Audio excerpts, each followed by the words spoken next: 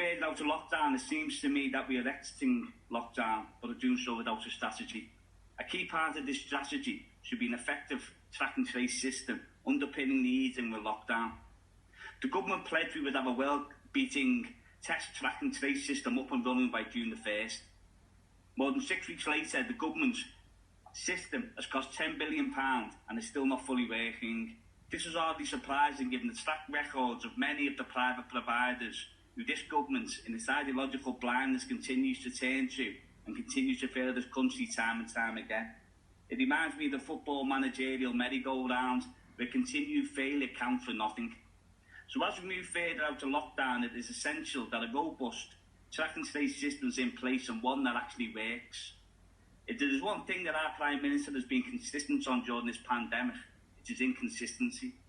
His mixed messages have led to widespread public confusion, a loss of trust in the government's handling of the crisis, which has at times weakened the public's resolve and undermined the public health effort.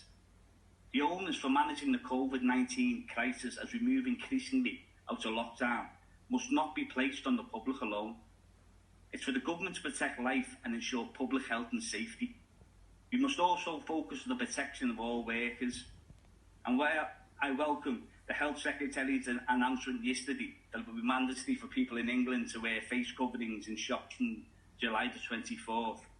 Surely it should not have taken so long for government to provide this guidance to keep our shop workers safe. But the death rate among sales assistants are 75% higher among men and 60% higher among women than in the general population. The government should have reacted sooner to protect shop workers, and we must see an end to such dithering from now on. We must all be deeply concerned as we come out of the lockdown about the inequality of society and the structural weaknesses that the pandemic has shone a light on over the last few months.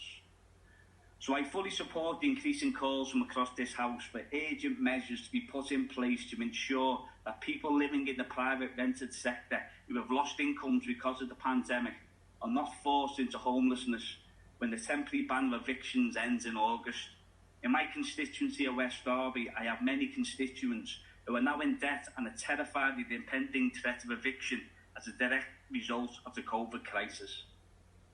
The simple fact is that without emergency legislation, thousands of people will be forced onto the streets.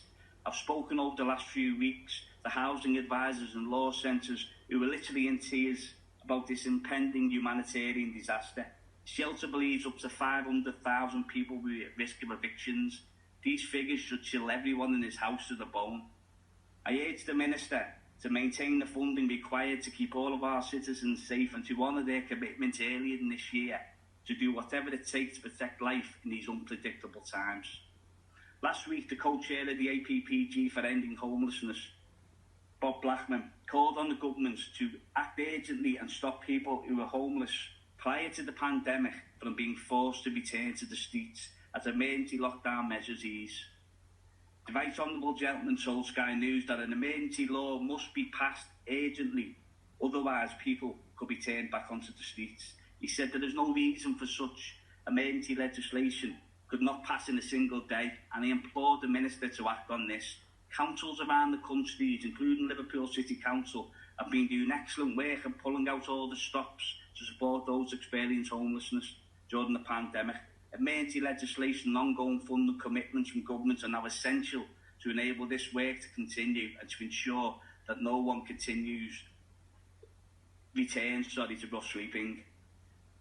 So, Chair, even before the pandemic hit, millions of people were already struggling. Debt was at a record high, homelessness and food bank use was soaring, and since the crisis started, pay has fallen steepest amongst the lowest earners. There is still no strategy from government to support our most vulnerable people.